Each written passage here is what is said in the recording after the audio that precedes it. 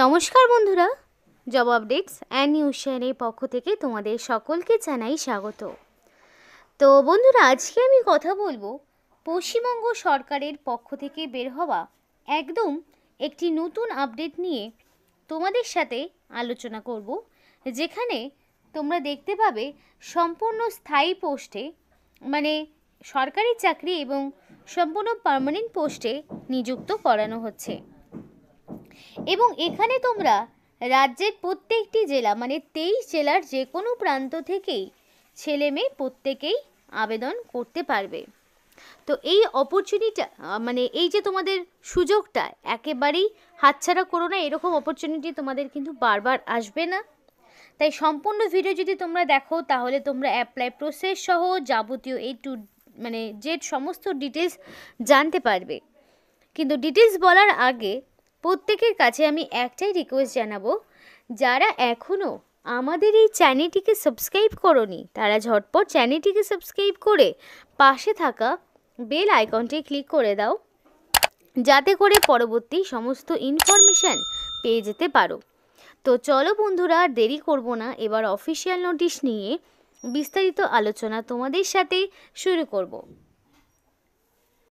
তো নতুন নোটিফিকেশান দেখো, নোটিফিকেশান আউট হয়েছে ডিসেম্বরের 17 তারিখে। একদম নতুন একটি আপডেট প্রত্যেকেরই জন্যে। এবং তোমরা এখানে মেমো নাম্বার দেখতে পাচ্ছ, মানে নোটিফিকেশানের নাম্বার দেখতে পাচ্ছ। এই নোটিফিকেশানের নাম্বার দিয়ে তোমরা যদি ক্রোমে গিয়ে সার্চ করো তাহলেই তোমরা সমস্ত রকম আপডেট নিজেরাই পেয়ে যাবে। আর এবার চলো দেখে নেব বিস্তারিত সমস্ত পোস্ট, কোয়ালিফিকেশান, এজ লিমিট কি রয়েছে সেগুলো দেখে নেব এক এক করে। তো এখানে তোমাদের যে মিনিমাম বয়স চাওয়া হয়েছে সেটা চাওয়া হয়েছে 18 বছর। অর্থাৎ ক্যান্ডিডেটকে যদি অ্যাপ্লিকেশান করতে হয় তো মিনিমাম তার বয়স হতে হবে 18 বছর, এবং 18 বছরের একদিন কম হলেও অ্যাপ্লিকেশান করতে পারবে না। আর ম্যাক্সিমাম এজ লিমিট রয়েছে 45 বছর। অর্থাৎ 18 থেকে যাদের বয়সটা 45 বছরের মধ্যে রয়েছে তারা এখানে আবেদন জানাতে পারবে। এবং 1/1/2025 অর্থাৎ জানুয়ারি মাসের মানে 1 জানুয়ারি 2025 অনুযায়ী তোমাদের বয়সটিকে হিসাব করা হবে। ম্যাক্সিমাম এজ লিমিট 45 রয়েছে ঠিকই, কিন্তু ক্যাটাগরি ওয়াইজ বয়সের ছাড় থাকবে। এই 18 থেকে 45 ইউআর ক্যাটাগরি হিসাবে তোমাদের রাখা হয়েছে। যদি ওবিসি প্রার্থী হয়ে থাকো তাহলে 3 বছরের ছাড় পেয়ে যাবে। সুতরাং ওবিসি প্রার্থীরা 18 থেকে তারা মোটামুটি 48 বছর পর্যন্ত অ্যাপ্লিকেশন করার সুযোগ পাচ্ছে। আর যদি এসসি এসটি প্রার্থী হয়ে থাকে তাহলে তারা 5 বছরের ছাড় পায়। সুতরাং তারা 18 থেকে 50 বছর পর্যন্ত অ্যাপ্লিকেশন করার সুযোগ পাবে। এবং 1/1/2025 অনুযায়ী তোমাদের বয়সটিকে হিসাব করতে হবে। এবার আমি তোমাদের সাথে শেয়ার করব এখানকার কি ইম্পর্টেন্ট ডেটস রয়েছে। তো এখানে last date of submission of application form. তো অ্যাপ্লিকেশন ফর্মটি তোমাকে জানুয়ারি মাসের 3 তারিখের মধ্যে সাবমিট করতে হবে, মানে 3 জানুয়ারির মধ্যে কমপ্লিটলি অ্যাপ্লিকেশন সাবমিট করতে হবে। এবং সমস্ত এলিজিবল ক্যান্ডিডেটদের লিস্ট যাচাই করার পরে একটা স্ক্রিনিং যেটা তৈরি হবে, অর্থাৎ শর্ট লিস্ট তৈরি হবে। এবং সেই শর্ট লিস্ট টাঙানো হবে বা দেখানো হবে 10 তারিখে। অর্থাৎ 3 তারিখের মধ্যে অ্যাপ্লিকেশন সাবমিট হলো। এবার তোমাদের মধ্যে যারা এখানে অ্যাপ্লিকেশন করবে তাদের সমস্তটা চেক করার পরে 10 তারিখে একটা শর্ট লিস্ট টাঙানো হবে। এবং এই শর্ট লিস্টেড ক্যান্ডিডেটকেই ইন্টারভিউর জন্য 14 তারিখে ডাকা হবে। মানে 14 জানুয়ারিতে তোমাদের সরাসরি ইন্টারভিউ হবে এবং সেই ইন্টারভিউর মাধ্যমে যোগ্য প্রার্থীকে বাছাই করে নেওয়া হবে। অর্থাৎ তোমাদের কোনো রকমের রিটেন টেস্ট দিতে হচ্ছে না। লিখিত পরীক্ষা ছাড়াই সরাসরি ওয়াক ইন ইন্টারভিউর মাধ্যমে তোমরা নিযুক্ত হতে পারছো। এবং সম্পূর্ণ সরকারি তরফের পক্ষ থেকে কিন্তু বিজ্ঞপ্তি জারি হয়েছে, চাইলে তোমরা নিজেরাও যাচাই করে দেখে নিতে পারো। আশা করি ডেটটা বোঝা গেছে। 3 তারিখের পরে কোনো রকমের অ্যাপ্লিকেশন গ্রহণ করা হবে না। 10 তারিখে লিস্ট পাবলিশ হবে। সুতরাং তোমাদের অফিসিয়াল ওয়েবসাইটটা চেক করতে হবে। যাদের নাম প্রকাশ পাবে তারা সরাসরি নির্দিষ্ট ভেন্যুতে 14 তারিখে উপস্থিত হবে। সেই দিন তোমাদের না হবে ইন্টারভিউ, তারপর তোমাদের ফাইনাল ডিসিশন জানিয়ে দেওয়া হবে। এখানে দেখো নোটে বলা রয়েছে the service base on temporary basis initially likely to be permanent. এই সমস্ত জবগুলো হয়ে থাকে মানে টেম্পোরারি বেসিসে নিয়োগ করা হলেও এগুলো পার্মানেন্ট হিসাবেই তোমরা আজীবন থেকে যাবে এবং পরবর্তীতে এগুলো একদম ফিক্সড হয়ে যাবে। অর্থাৎ তোমাদের এখানে কিন্তু বের করে দেওয়ার কোনো ব্যাপার নেই, তোমরা এখানে কন্টিনিউ জবটাকে চালিয়ে যেতে পারবে, কারণ পরিষ্কার বলা রয়েছে লাইকলি টু বি পার্মানেন্ট। এটা কিন্তু কোনো কন্ট্রাকচুয়াল বেসিসে হচ্ছে না, মানে 3 বছর 4 বছর 5 বছরের কোনো কন্ট্রাক্ট নেই, এগুলো টেম্পোরারি বেসিসেই নিয়োগ হচ্ছে, কিন্তু পার্মানেন্টলি তোমরা এখানে থেকে যেতে পারবে। তো যদি তোমার অ্যাপ্লিকেশন করার হয় তো তার জন্য তোমাকে অবশ্যই একটা বায়োডাটা ফর্ম ফিল আপ করতে হবে। তো ফিল আপ করবে কীভাবে সেটা দেখে নাও।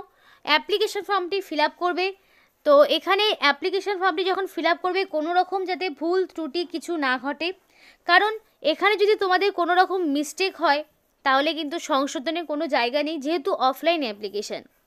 তাই খুব সুন্দরভাবে অ্যাপ্লিকেশনটি করবে, ভুল ত্রুটির কোনো জায়গা রাখবে না। তো দেখো হাতে কলমেই ফিল আপ করবে, ব্ল্যাক ইঙ্ক দিয়ে করতে পারো, আর সমস্তটা আমার মনে হয় ব্লক লিস্টারে করলেই ভালো হয়। তো এবার দেখে নেব অ্যাপ্লিকেশন ফর্মটি কীভাবে পূরণ করতে হচ্ছে।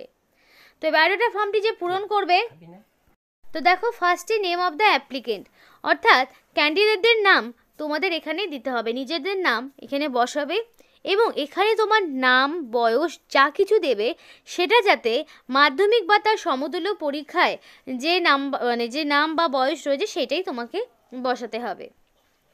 দেন তোমার চাওয়া হয়েছে ফাদার্স নেম, মাদার্স নেম, গার্জেনের নাম, অর্থাৎ বর্তমানে যিনি তোমার গার্জেন রয়েছেন তার নাম তোমাকে বসাতে হবে। ডেট অফ বার্থ, তো অ্যাকর্ডিং টু মাধ্যমিকের সার্টিফিকেট অনুযায়ী তোমার যা ডেট অফ বার্থ রয়েছে সেইটাই তোমাকে বসাতে হবে এবং 1/1/2025 অনুযায়ী তোমার এক্স্যাক্টলি কত বছর কত মাস কত দিন হচ্ছে সেইটাও তোমাকে এখানে লিখতে হবে। অর্থাৎ তোমাদের যে ডেট অফ বার্থ সার্টিফিকেট রয়েছে সেই অনুযায়ী 1/1/2025 অনুযায়ী এক্স্যাক্টলি তোমার কত বছর হচ্ছে সেটা তুমি এখানে বসিয়ে দেবে কাউন্ট করে।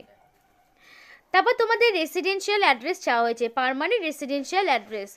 তো এখানে তোমাদের সম্পূর্ণ অ্যাড্রেসটি যদি বসাতে হয় তাহলে ফার্স্টেই থাকবে ভিলেজের নাম, তো তোমাদের গ্রামের নাম থাকবে, তারপরে থাকবে পোস্ট অফিসের নাম, দেন থাকবে পুলিশ স্টেশন, তারপরে থাকবে ডিস্ট্রিক্ট, তারপরে থাকবে পিনকোড।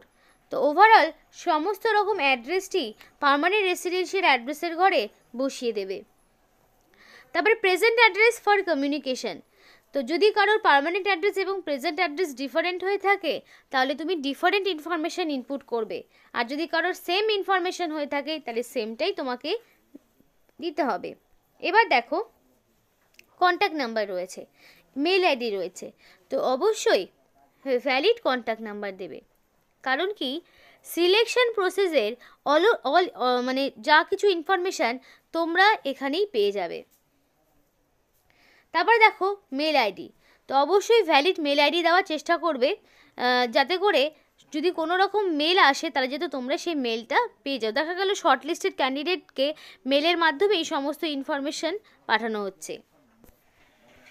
তারপরে জেন্ডার, তো এখানে তোমরা ছেলে না মেয়ে সেই অনুযায়ী তোমরা মেল ফিমেল এইভাবে বসিয়ে দেবে। তারপরে দেখো তোমাদের এখানে জেন্ডার দেওয়ার পরে রয়েছে ন্যাশনালিটি, তো এখানে ইন্ডিয়ান হতে হবে, আর ইন্ডিয়ান সিটিজেনশিপ ছাড়া তোমরা কিন্তু আবেদন করতে পারবে না। রিলিজিয়ান যে কোনো হতে পারে। এডুকেশনাল কোয়ালিফিকেশান, মিনিমাম মাধ্যমিক পাস লাগবে, মিনিমাম যদি তোমার থাকে মাধ্যমিক পাস তো অবশ্যই তুমি এখানে আবেদন করতে পারবে। এবং আদার্স কোনো কোয়ালিফিকেশান বা অ্যাক্টিভিটি যদি তোমার থাকে তুমি বসাতে পারো।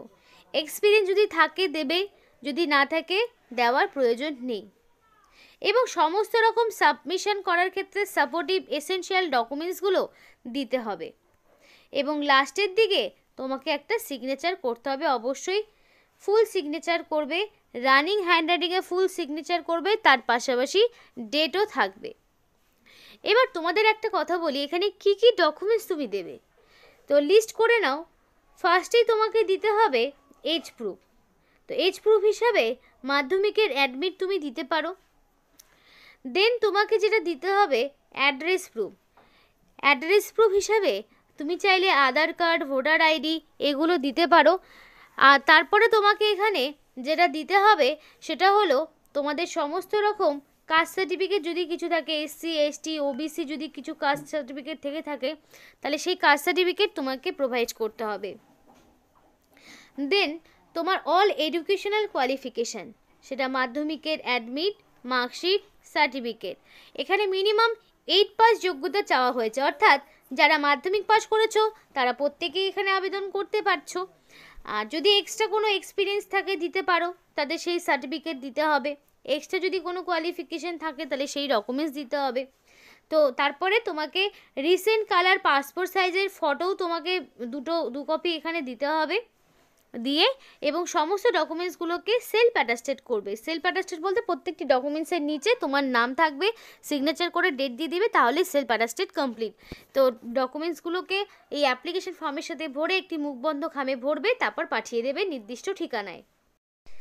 এবং এই যে অফিসিয়াল ওয়েবসাইটটি দেখছো https://www.dmgmch.edu.in, এই অফিসিয়াল ওয়েবসাইটে সমস্ত রকম ইনফরমেশান তুমি পেয়ে যাবে। এবং এই যে শর্টলিস্টেড ক্যান্ডিডেটদের যে লিস্ট সেটাও এই অফিসিয়াল ওয়েবসাইটেই থাকবে। আর কোনো রকম ভাবে তোমরা কিন্তু ভুল ত্রুটি কিছু করবে না অ্যাপ্লিকেশন করার ক্ষেত্রে। তো এখানে দেখো ক্যান্ডিডেটকে অবশ্যই ওয়েস্ট বেঙ্গলের স্থায়ী বাসিন্দা হতে হবে এবং মিনিমাম থাকতে হবে তার 8 পাস। মিনিমাম 8 পাস যোগ্যতায় সে আবেদন করতে পারবে। বয়স তো 18 থেকে 45-এর মধ্যে হতে হবে। আর অবশ্যই যদি তোমাদের এখানে হল অ্যাটেন্ডেন্ট হিসেবে যদি এক্সপিরিয়েন্স থাকে তাহলে তুমি আবেদন করতে পারো।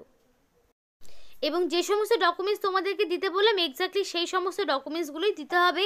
Passport, voter ID, Aadhaar card, voter card, birth certificate, মানে যা যা বললাম। আইডি প্রুফ হিসাবে তুমি পাসপোর্ট দিতে পারো, না যার নেই তারা ভোটার কার্ডই দিয়ে দিবে বা আধার কার্ড দিয়ে দিবে, সমস্যা নেই। কিন্তু এজ প্রুফ হিসাবে ডেট অফ বার্থ সার্টিফিকেট কিংবা স্কুল লিভিং সার্টিফিকেট প্রোভাইড করতে হবে। এখানে ঠিকানা রয়েছে, এই ঠিকানায় তোমাকে অ্যাপ্লিকেশন পাঠাতে হবে। পুরুলিয়া ডিস্ট্রিক্ট থেকে নিয়োগটি করা হচ্ছে। তো গভর্নমেন্ট অফ ওয়েস্ট বেঙ্গলের পক্ষ থেকে office of the principal, government of medical college and হসপিটালের পক্ষ থেকে নিয়োগটি করা হচ্ছে। একদম নতুন একটি নোটিফিকেশন যেটা 17 তারিখে বেরিয়েছে। তো অবশ্যই 10 তারিখে এদের অফিসিয়াল ওয়েবসাইটটা ফলো করবে, যেখানে শর্টলিস্টেড ক্যান্ডিডেটদের নাম প্রকাশ হবে এবং 14 তারিখে ডাইরেক্ট ইন্টারভিউ নেওয়া হবে। তো এই ছিল আজকে সম্পূর্ণ ভিডিও। তোমরা অবশ্যই তোমাদের লোকাল হাসপাতালের নাম কমেন্ট বক্সে কমেন্ট করো, যাতে করে সেই সমস্ত এলাকার যখনই কোনো রকম আমরা ইনফরমেশান পাবো তোমাদের সামনে যাতে হাজির করতে পারি। আজকের মতো এখানেই। ভিডিওটি ভালো লাগলে লাইক করো এবং পরবর্তী আপডেট পেতে চ্যানেলটিকে সাবস্ক্রাইব করে পাশে থাকা বেল আইকনটি ক্লিক করে দিও।